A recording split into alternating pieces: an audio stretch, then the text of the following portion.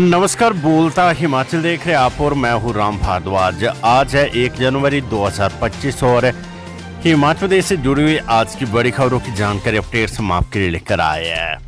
हमेशा की तरह आप इस वीडियो को लाइक कर दीजिएगा। चैनल पर नहीं जुड़े चैनल को आप सब्सक्राइब जरूर करें।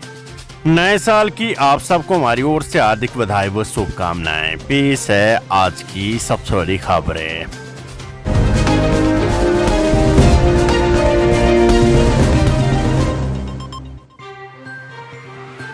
हिमाचल में आज एक साथ आएगी सैलरी और पेंशन। नव वर्ष पर मुख्यमंत्री सुक्खू सरकार की कर्मचारियों के साथ पेंशनरों को भी बधाई। ट्रांसपोर्ट पॉलिसी में मनमाने तरीके से छूट देना गैर कानूनी। हाईकोर्ट ने कहा राहत देने की शक्ति का अनुचित प्रयोग न करे सर्वोच्च प्राधिकारी। 10,000 गाड़ियों में 50,000 लोग पहुंचे शिमला। पुलिस ने की वाहनों की चेकिंग, गाड़ियों में मिले डंडे। हिमाचल प्रदेश में इस साल बनेगी 500 किलोमीटर नई सड़कें। नाबार्ड से 300। मुख्यमंत्री ग्रामीण सड़क योजना में 200 किलोमीटर का होगा निर्माण। हिमाचल को सेहतमंद बनाएगी प्रदेश सरकार। सीएम ने लॉन्च किया हर दिन सेहत अभियान। बीमारी स्वास्थ्य जागरूकता योजनाओं की मिलेगी जानकारी। खाली जमीन पर सौर ऊर्जा तैयार करेगा बिजली बोर्ड। महकमे ने 6 जिलों में चिन्हित की जमीन। पहले चरण में 19 मेगावाट का उत्पादन, 100 मेगावाट का रखा लक्ष्य। 500 वर्ग मीटर तक के आवास निर्माण को मिलेगी ऑनलाइन मंजूरी। तकनीकी शिक्षा मंत्री राजेश त्रिमानी ने दी सरकार की उपलब्धियों की जानकारी।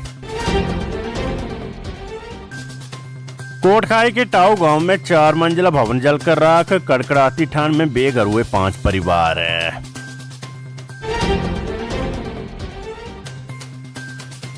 हिमाचल प्रदेश की 10 समितियों से प्रायोगिक आधार पर डिजिटल माध्यम से की जाएगी दूध की खरीद। सीएम सुक्खू। दूसरे विभागों में भी लग सकेंगे कर्णमूलिका स्थित महकमों में योग्य उम्मीदवार न मिलने पर सरकार लेगी फैसला।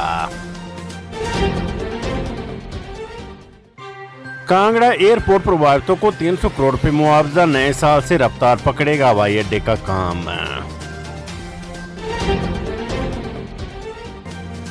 हिमाचल में प्रधानमंत्री ग्राम सड़क योजना 3 में 2000 किलोमीटर सड़कों का होगा उन्नयन। विक्रमादित्य सिंह।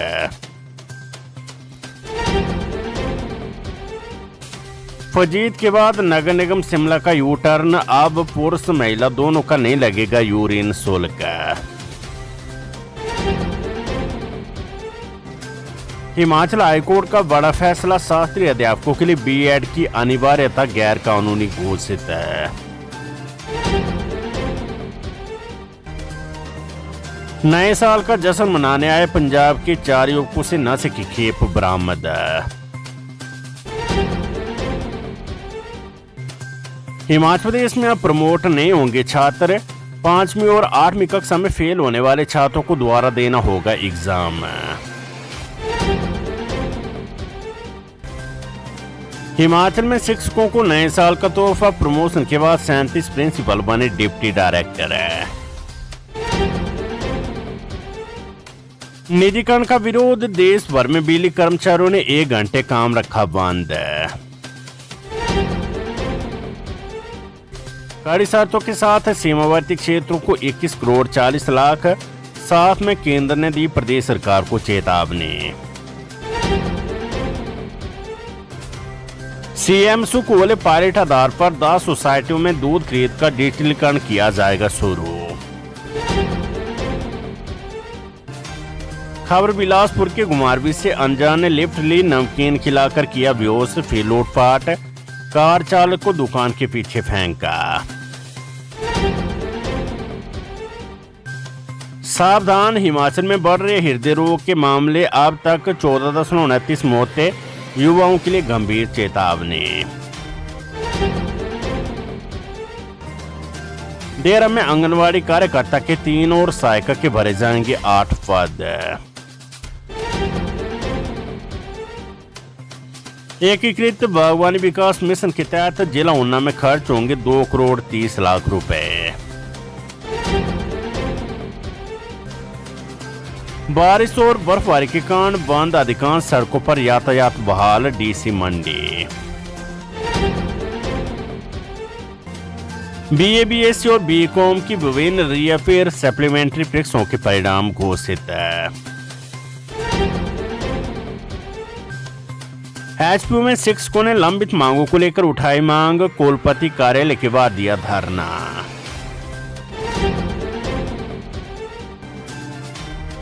वेदर अपडेट, नए साल पर नहीं होगी बर्फबारी, लाहौल स्पीति में -17.3 डिग्री तापमान है।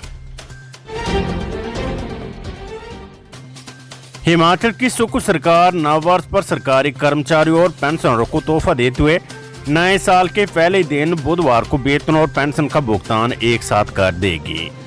इससे पहले राज्य सरकार ने भारत सरकार से ट्रांसफर होने वाले राज्य के हिस्से के पैसे के शेड्यूल के अनुसार भुगतान की प्रक्रिया बनाई थी। इसमें वेतन पहले और पेंशन बाद में आ रही थी। हालांकि नववर्ष को देखते हुए इस महीने सरकार कर्मचारियों और पेंशनरों को एक साथ भुगतान करेगी। इसलिए राज्य सरकार से निर्देश मिलने के बाद मुख्य सचिव प्रबोध सक्सेना ने सारी प्रक्रिया पूरी कर ली है। हिमाचल प्रदेश में इस साल बनेगी 500 किलोमीटर नई सड़कें, नाबार्ड से 300, मुख्यमंत्री ग्रामीण सड़क योजना में 200 किलोमीटर का होगा निर्माण। लोक निर्माण मंत्री विक्रमादित्य सिंह ने कहा कि आगामी वित्तीय वर्ष में 500 किलोमीटर नई सड़कों का निर्माण शुरू होगा। इसमें 300 किलोमीटर लंबी सड़कें नाबार्ड और 200 किलोमीटर सड़कें विशेष कोर विकास कार्यक्रम ग्रामीण सड़कों और मुख्यमंत्री ग्राम सड़क योजना के तहत बनाई जाएगी। केंद्रीय सड़क और अवसंरचना कोष योजना के तहत 50 किलोमीटर सड़कों का उन्नयन किया जाएगा। उन्होंने कहा कि प्रदेश के लोगों की सुविधाओं को ध्यान में रखते हुए वर्ष 2025-26 के दौरान 50 पुलों और 35 नए भवनों का निर्माण कार्य शुरू किया जाएगा। लोक निर्माण मंत्री विक्रमादित्य सिंह ने कहा कि प्रदेश में सड़क नेटवर्क को सुदृढ़ करने के लिए लोक निर्माण विभाग ने PMGSY3 के अंतर्गत 200 किलोमीटर सड़कों का उन्नयन किया जाएगा। उन्होंने कहा कि 679 किलोमीटर सड़कें FDR और 468 किलोमीटर सड़कें CTB के तहत बनाई जाएगी और अन्य सड़कें पारंपरिक तकनीक से बनाई जाएगी। हिमाचल को सेहतमंद बनाएगी प्रदेश सरकार, सीएम ने लॉन्च किया हर दिन सेहत अभियान, बीमारी स्वास्थ्य जागरूकता योजनाओं की मिलेगी जानकारी। मुख्यमंत्री सुखविंदर सिंह सुक्खू ने हिमाचल में हर दिन सेहत अभियान लॉन्च कर दिया है। यह अभियान राजधानी शिमला से पायलट आधार पर शुरू किया गया और भविष्य में इसे समूचे प्रदेश में लागू कर दिया जाएगा। मुख्यमंत्री सुक्खू ने इस अभियान की शुरुआत मंगलवार को अपने आधिकारिक आवास ओक ओवर से की है। खाली जमीन पर सौर ऊर्जा तैयार करेगा बिजली बोर्ड, महकमे ने 6 जिलों में चिन्हित की जमीन, पहले चरण में 19 मेगावाट का उत्पादन, 100 मेगावाट का रखा लक्ष्य। हिमाचल प्रदेश राज्य विद्युत बोर्ड लिमिटेड अपने विभिन्न प्रयासों के माध्यम से अपनी वित्तीय सेहत को बेहतर बनाने के लिए निरंतर प्रयास कर रहा है।